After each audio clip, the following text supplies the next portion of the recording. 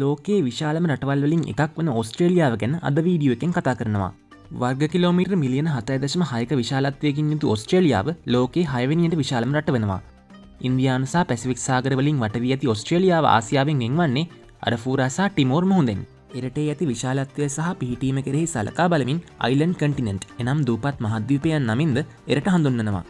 ඕස්ට්‍රේලියාව සම්පූර්ණයෙන්ම මුහුදෙන් වටව පැවතියත් ඒ විශාලත්වය නිසා එරට දූපතක් ලෙස සලකන්නේ නම් නැහැ.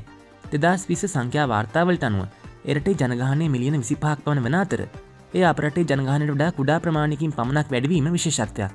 රටේ විශාලත්වය ජනගහනයේ විශාලත්වයට සාපේක්ෂව අඩුවීම හේතුවෙන් එරටේ ජනගහනත්වය ඉතා අඩු අගයක් ගන්නවා. ඕස්ට්‍රේලියාවේ ජනගහන වර්ධනයෙන් 3/2ක් පමණ පැමිණෙන්නේ සංක්‍රමණ වලින් වීම විශේෂත්වයක්. ඕස්ට්‍රේලියානු මහද්වීපයේ මිනිස් වාසය වසර 65කට පමණ පෙර ආරම්භ වූ බවට සැලකෙනවා. වර්තමානයේ අග්නිදිග ආසියාව ලෙස හඳුන්වන ප්‍රදේශයේ සිට ගොඩබිම් පාලම් සහ කෙටි මුහුදු හරස්මාර්ග හරහා මිනිසුන් ඕස්ට්‍රේලියාව වෙත සංක්‍රමණය වී ඇති බවට සැලකනවා. ඕස්ට්‍රේලියානු ආදිවාසීන් වන ඇබෝජින් වරුන්ගේ සංස්කෘතිය පෘථිවියේ පැරණිතම සංස්කෘතියන්ගෙන් එකක් වෙනවා. ඕස්ට්‍රේලියාවද පසුකාලීන වැතිවූ යුරෝපීය ජනපදකරණයට නතු වූ අතර ලන්දේසීන්ගේ ඕස්ට්‍රේලියානු ආගමනයත් සමග පළමු වරට යුරෝපීන් ඕස්ට්‍රේලියානු භූමිය වෙත පිවිසෙනවා. 18 වන සියවසේ අගභාගයේදී එරට බ්‍රිතාන්‍ය කොලොනියක් බවට පත්වන අතර 1901 ජනවාරි 1 වෙනි දින බ්‍රිතාන්‍ය පාර්ලිමේන්තුව විසින් ඕස්ට්‍රේලියාවේ පැවති බ්‍රිතාන්‍ය යටත් විජිතවලට සාමූහිකව තමන්ගේ අයිතීන් පාලනය කිරීමට හැකිවන පරිදි නීති සම්පාදනය කරනු ලැබුවා.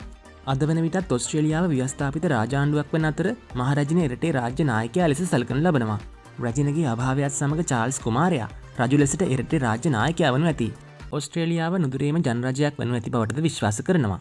ඕස්ට්‍රේලියාවේ විශාලත්වය නිසාම එරට තුළ විවිධ භූදර්ශන දැක්ගැනීමට හැකි අතර ඊසාන දෙසින් නිවර්තන වැසිවනාන්තර ගිනිකොන දිග නිර්ද දිග සහ නැගෙනහිරෙන් කඳු වැටිත් සහ රට මධ්‍යයේ කාන්තාරත් දැක්ගැනීමට පුළුවන්.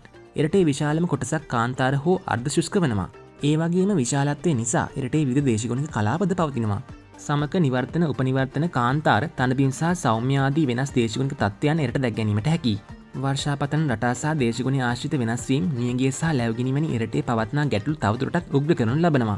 ඕස්ට්‍රේලියාව උග්‍ර ලැබගිනිවලට නිරන්තරයෙන් භාජනය වන රටක් බවට ඔබ දන්නා කරුණක්.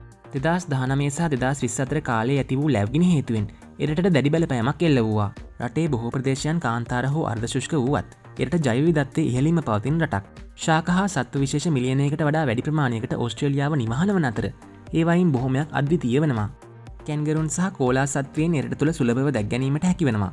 වාර්තාවලට අනුව එරට කැන්ගරු ගහනය මිනිසුන්ට වඩා වැඩි බවට පෙනී යනවා. ඕස්ට්‍රේලියාවේ මුළු වනාන්තර ප්‍රමාණය හෙක්ටයාර මිලියන 134ක් වන අතර ඒ ඕස්ට්‍රේලියාවේ භූමි ප්‍රමාණයෙන් 117කට සමානයි. කිලෝමීටර් 2508ක් දිග අග්නිදිග ඕස්ට්‍රේලියාවේ පිහිටි මරේ ගංගාව ඕස්ට්‍රේලියාවේ දිගම ගංගාව වෙනවා. දකුණු ඕස්ට්‍රේලියාවේ පිහිටි අය විල එරටේ විශාලම විල වෙනවා.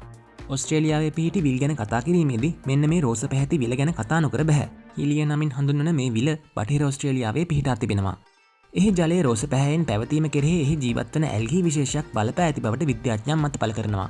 ඕස්ට්‍රේලියාවේ අගනගරය කුමක්ද කියලා ඇහුවොත් බොහෝ දෙනෙක් සිඩ්නි හෝ මෙල්බන් යනුවෙන් පිළිතුරු දෙනවා.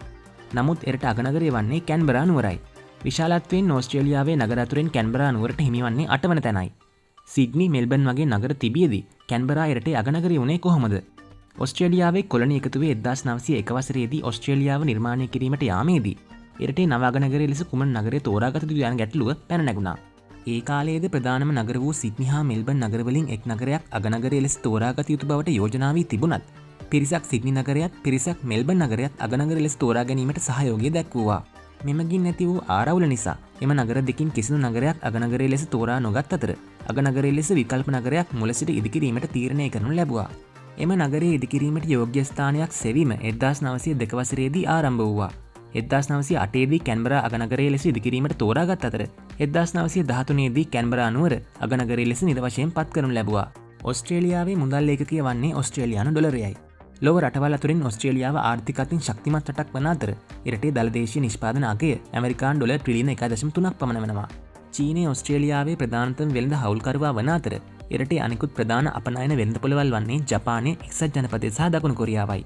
ඕස්ට්‍රේලියාවේ ඇති විවිධත්වය හා ආකර්ශනීය භූමිය හේතුවෙන් සංචාරකයන්ද ලක්ෂ ගණනින් එරටට පැමිණෙනවා. අද වන විට ඕස්ට්‍රේලියාවේ ජනගහනය ජනවාර්ගික කණ්ඩායම් 270කට වඩා වැඩි ගණනකින් සමන්විත වෙනවා. 1945 වසරේ සිට මිලියන 7කට අධික ජනතාවක් නව පදිංචිකරුවන් ලෙස ඕස්ට්‍රේලියාව වෙත වෙනත් රටවල් වලින් සංක්‍රමණය වෙලා තියෙනවා. මහා බ්‍රිතාන්‍ය, නවසීලන්තය, ඉන්දියාව, චීනය, පිලිපීනය, වියට්නාමය, ඉතාලිය, දකුණු අප්‍රිකාව, මැලේසියාව, ශ්‍රී ලංකාවාදී රටවල් වලින් සංක්‍රමණිකයන් බහුලව ඕස්ට්‍රේලියාව වෙත පැමිණ තිබෙනවා. ශ්‍රී ලාංකික ඕස්ට්‍රේලියානුවන් විදේශගත ශ්‍රී ලාංකික ප්‍රජාවන්ගේ විශාලම කණ්ඩායම් වලින් එකක්. ඕස්ට්‍රේලියාව සහ ශ්‍රී ලංකාව අතර ශක්තිමත් විදේශ සම්බන්ධතා පවතින අතර ඕස්ට්‍රේලියාවේ මහ කොමසාරිස් කාර්යාලයක් කොළඹ ස්ථාපිත කර තිබෙනවා. ඒ වගේම කැන්බරා අගනුවර ශ්‍රී ලංකාවේ මහ කොමසාරිස් කාර්යාලයක්ද පවතිනවා. ඕස්ට්‍රේලියාවට නීත්‍යානුකූලව නිල භාෂාවක් නැහැ. නමුත් ඉංග්‍රීසි භාෂාව එරට බොහෝ දුරට කතා කරනු ලබනවා. යුරෝපීන් එරට මුල් කාලයේ පැමිණි අවධියේදී දේශීය ඕස්ට්‍රේලියානු භාෂා 250කට අධික සංඛ්‍යාවක් පැවති බවට සැලකෙන නමුත් ඒවායින් 20කට වඩා අඩු ප්‍රමාණයක් පමණක් වර්තමානයේ දෛනික භාවිතයේ පවතිනවා. ක්‍රීඩාව ඕස්ට්‍රේලියාවේ වැදගත් කොටසක් බවට පත්ව තිබෙනවා. Australian football, rugby, football, cricket සහ ටෙනිස් ඕස්ට්‍රේලියාවේ ප්‍රචලිතම ක්‍රීඩා අතර පවතිනවා. ඕස්ට්‍රේලියාව ඔලිම්පික් සහ පැරාලිම්පික් ඇතුළු ජාත්‍යන්තර ඉසව් රැසකට ඉදිරිපත් වන ගමන් දෙවරක් 1956 දී මෙල්බන් නගරයත් 2000 දී සිඩ්නි නගරයත් ගිම්හාන ඔලිම්පික් උළෙලට සත්කාරකත්වය ලබා දී තිබෙනවා. ඒ වගේම 2032 වසරේදී පැවැත්වීමට නියමිත ගිම්හාන ඔලිම්පික් උළෙලට සත්කාරකත්වය ලබා දෙන්නේ ඕස්ට්‍රේලියාවේ බ්‍රිස්බන් නගරයයි. අවස්ථා පහකදී පොදු රාජ්‍ය මණ්ඩලී ක්‍රීඩා උළෙලද එරටේ පවත්වා තිබෙනවා.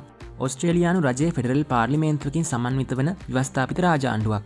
අනෙකුත් වෙස්මිනිස්ටර් ආකාරයේ ආණ්ඩු ක්‍රමයන් මෙන් ඕස්ට්‍රේලියානු රජයේද අගමැති, ඇමතිවරුන් සහ රජයේ දෙපාර්තමේන්තු ප්‍රමුඛ විධායකය, ව්‍යවස්ථාදායකය සහ අධිකරණය යන ශාඛා තුනෙන් සමන්විත වනවා. බ්‍රිතාන්‍ය රජ නියෝජනය කරනු ලබන්නේ ආණ්ඩුකාරවරයයි. ෆෙඩරල් දෙපාර්තමේන්තුවල ප්‍රධාන කාර්යාල, පාර්ලිමේන්තු මන්දිරය සහ ඕස්ට්‍රේලියානු මහාධිකරණය කැන්බරාහි පිහිටා තිබෙනවා. ඕස්ට්‍රේලියාවේ ආණ්ඩුක්‍රම ව්‍යවස්ථාව කෙරෙහි බ්‍රිතාන්‍ය වෙස්මිනිස්ටර් ආණ්ඩු ක්‍රමය මෙන්ම එක්සත් ජනපද ආණ්ඩුක්‍රම ව්‍යවස්ථාව දැඩිසේ බලපා තිබෙනවා.